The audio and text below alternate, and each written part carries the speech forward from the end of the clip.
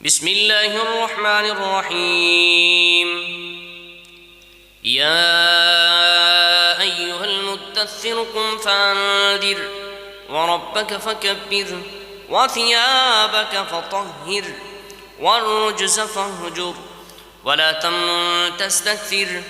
ولربك فاصبر فإذا نقر في الناقور فذلك يومئذ يوم عسير على الكافرين غير يسير. ذرني ومن خلقت وحيدا وجعلت له مالا ممدودا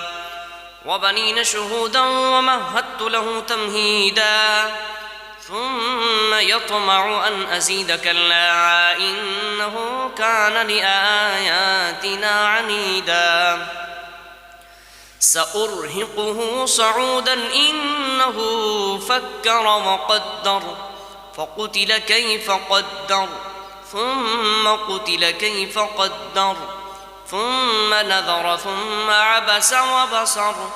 ثم أدبر واستكبر فقال إن هذا إلا سحر يؤثر إن هذا إلا قول البشر سأصليه سقر وما أدراك ما سقر لا تبقي ولا تذر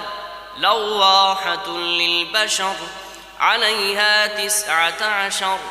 وما جعلنا أصحاب النار إلا ملائكة وما جعلنا عدتهم إلا فتنة للذين كفروا ليستيقن الذين أوتوا الكتاب ويزداد الذين آمنوا إيمانا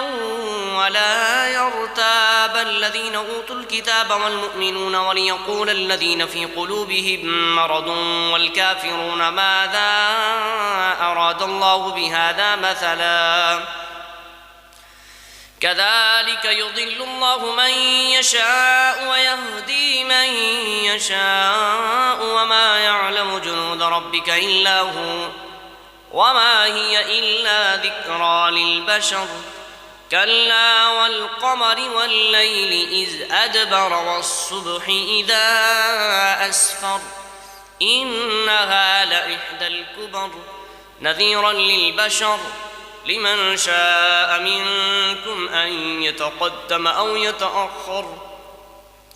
كل نفس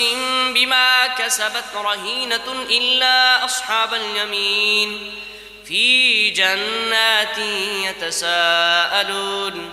عن المجرمين ما سلككم في سقر قالوا لم نك من المصلين ولم نك نطعم المسكين وكنا نخوض مع الخائضين وكنا نكذب بيوم الدين حتى أتانا اليقين فما تنفعهم شفاعة الشافعين فما لهم عن التذكرة معرضين كأنهم حمر مستنفرة فرت من قسورة بل يريد كل امرئ منهم أن يؤتى صحفا منشرة كلا بل لا يخافون الآخرة كلا إنه تذكرة فمن شاء ذكره وما يذكرون إلا أن يشاء الله هو أهل التقوى وأهل المغفرة.